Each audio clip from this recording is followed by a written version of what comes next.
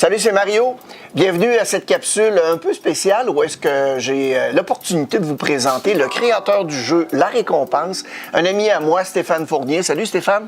Salut Mario. En quelques mots, présente-nous donc un peu d'où tu viens, qu'est-ce que tu as fait qui t'a amené aujourd'hui à créer le jeu. Je viens du monde de l'impression. OK.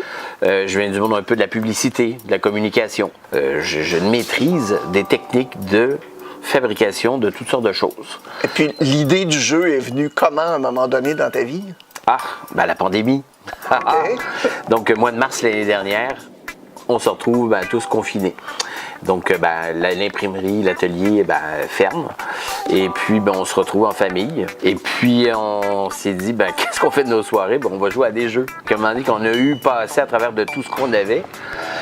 Je suis allé fouiller, puis là, j'ai retrouvé un vieux jeu qui s'appelait les Grands Maîtres.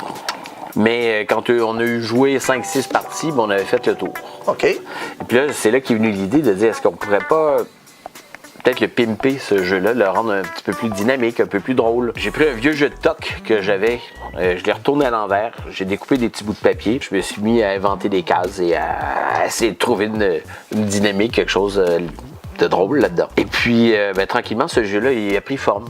Puis à un moment donné, j'ai commencé à y croire assez sérieusement. Fait que là, j'ai ressorti, j'ai acheté plein de jeux. Dans des braderies. J'ai regardé comment ils étaient faits, comment c'est fait une boîte de jeux. La recette est toujours à peu près la même. Okay. Donc, c'est un carton au centre avec une impression et puis tout ça, c'est emballé. Et ça t'a permis aussi, je pense, de faire évoluer tes entreprises par rapport à la création du jeu. Tu m'arraches les mots. Absolument. Fait qu'on a commencé à faire des premiers prototypes avec ça. J'ai la chance d'avoir une équipe hors pair. Merci Carole, merci Annie-Claude, merci Lauriane. Petit clin d'œil. Carole, je lui transmettais mes idées un peu graphiquement pour que ça ait l'air de quelque chose. Et puis elle m'a traduit ce que vous voyez devant vous, qui pour moi est une belle réussite. Je sais donc que tu as mis ta sueur, tes larmes, tu as mis ton enthousiasme, tu as mis ton argent aussi pour créer le jeu. Mais qu'est-ce qu'il y a de si exceptionnel ce jeu-là? Hey! Il est fabriqué au Québec. Très peu de jeux qui sont fabriqués au Québec. Okay. Surtout des jeux de société comme ça. Donc le vrai challenge là-dedans, c'était d'arriver à des coûts de fabrication qui soient intéressants. Tout ça m'amène à dire que donc j'ai mis ma casquette d'inventeur au départ, ensuite de concepteur, ensuite de fabricant. Fait que tout ça, plus ça, donc agence de communication, bonne idée, la recette est là. Donc le vrai challenge, c'est de dire, comment est-ce qu'on peut faire en sorte que tout le monde connaisse ce jeu-là? Absolument. Mais c'est justement là que tu en es rendu à faire ces étapes de marketing.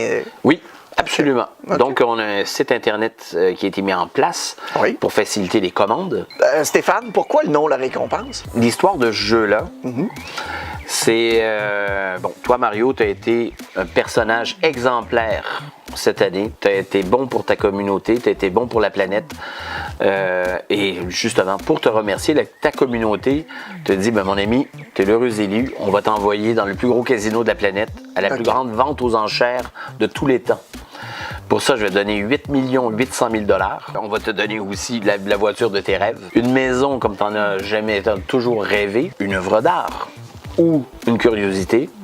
Et puis, ça va être ton petit bagage pour partir à cette vente aux enchères-là. Okay. Et là, tu vas aller t'amuser, essayer d'en rapporter le plus, bien sûr, pour ramener ça dans ta communauté et faire profiter tout le monde. Parce que c'est le but du jeu. Exactement. D'amasser la plus grande fortune possible. Oui, mais c'est pas une fortune personnelle, c'est une fortune communautaire. L'idée, c'est de rester collectif.